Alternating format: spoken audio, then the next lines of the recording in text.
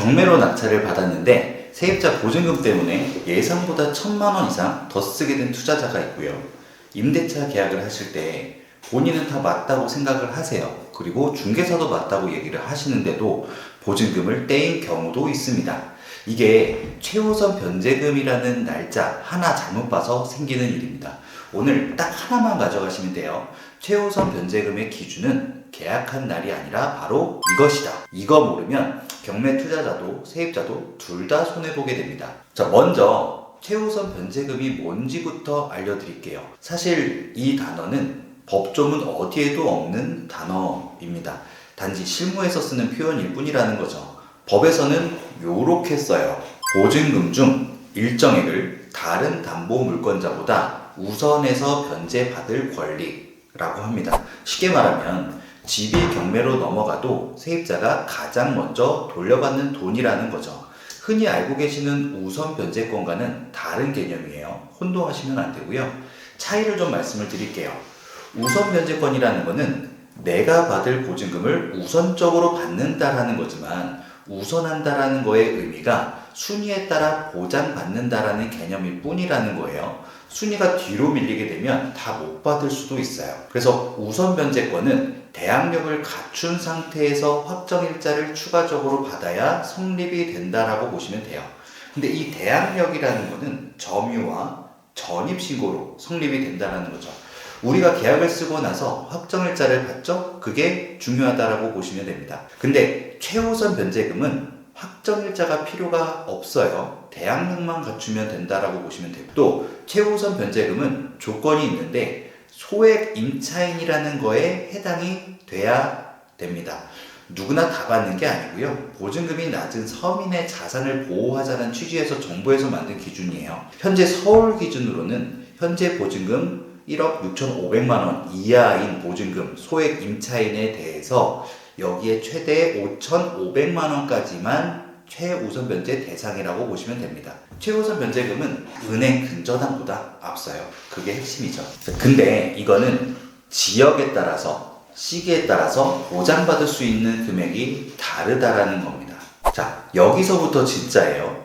많은 분들이 이렇게 알아요. 지금 계약서 쓰는 날 또는 입주하는 날 기준으로 판단하는 거 아니에요?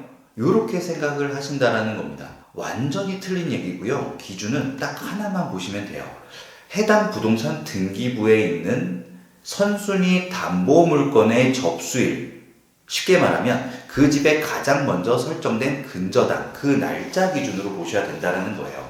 이게 정말 부동산 사장님들도 일반인들도 잘 모르는 얘기인 경우도 굉장히 많습니다. 이 최우선 변제표를 보면 보통 날짜에 대한 기준으로 적혀져 있거나 조금 친절한 표에는 최초 담보 설정일 같은 문구로 써 있단 말이에요.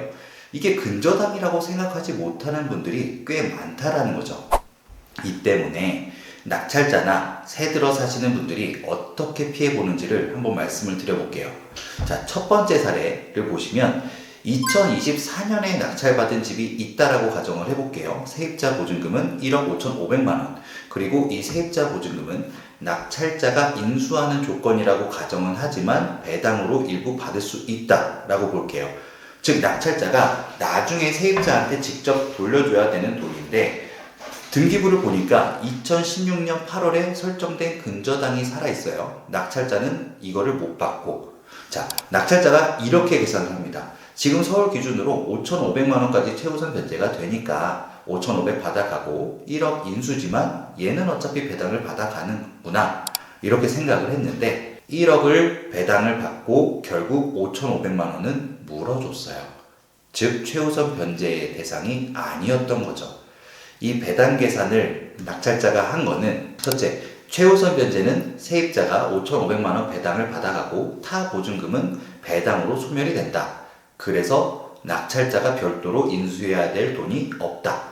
하지만 2016년도 3월 31일부터 규정을 적용을 하게 되면 그때 최우선 변제 한도는 1억 이하의 3,400만 원이에요. 그래서 최우선 변제는 배당이 없다라는 거고요. 나머지 1억 원에 대해서는 우선순위 배당을 받았지만 잔여금 5,500만 원은 세입자에게 직접 지급한, 결국 낙찰자는 예상보다 5,500만 원을 더 쓰게 된 겁니다. 낙찰가 계산할 때 이걸 모르면 수익률 전체가 흔들리게 되는 거죠. 자, 두 번째 사례를 말씀드리면 2024년에 보증금 1억 2천만 원으로 전세로 입주한 세입자분이 한 분 계셨어요. 이때 중개사분이 얘기를 했죠. 서울 현재 기준 1억 6,500만 원이니까 소액 임차인에 해당이 되니까요. 5,500만 원은 무조건 최우선 변제로 보호받을 수 있어요. 그리고 나중에 계약을 쓰고 봤더니 등기부 등본에 2017년도에 설정된 근저당이 살아있네요. 그 당시 서울 소액 임차인 기준은 보증금 1억 원 이하였고요. 이 세입자 보증금은 1억 2천만 원이에요. 이거는 소액 임차인 자체의 보호가 안 돼요. 최우선 변제 보호가 0원이라는 거죠. 중개사 말 믿고 안심했다가 집이 경매로 넘어가게 되면 보증금을 날릴 수 있는 상황이라는 거죠. 그래서 이런 것들을 주의를 하셔야 돼서 내가 경매 투자자가 놓치는 실수, 그리고 임차인일 때 놓칠 수 있는 실수 세 가지를 각각 정리해서 말씀을 드릴게요. 경매 투자자가 놓치는 실수 첫 번째는 배당 계산할 때 현재 금액으로 적용한다라는 겁니다. 이렇게 하면 안 되는 거고요. 낙찰가를 쓰기 전에 반드시 등기부의 선순위 근저당 접수일을 확인을 하셔야 되고요.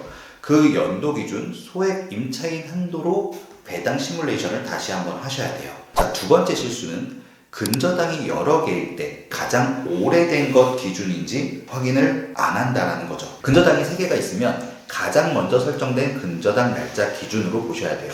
최신 근저당 날짜로 보면 세입자 보호 범위를 잘못 계산하게 된다는 겁니다. 세 번째 실수, 전입신고, 확정일자 둘 다 있어야 최우선 변제가 된다라고 오해를 하고 계세요. 최우선 변제는 전입신고만 되어 있고 점유가 되어 있다라고 하면 확정일자는 없어도 됩니다. 확정일자는 우선 변제권, 즉 순위 배당이 필요한 거예요. 최우선 변제랑 다릅니다. 앞부분에서도 말씀드렸고요.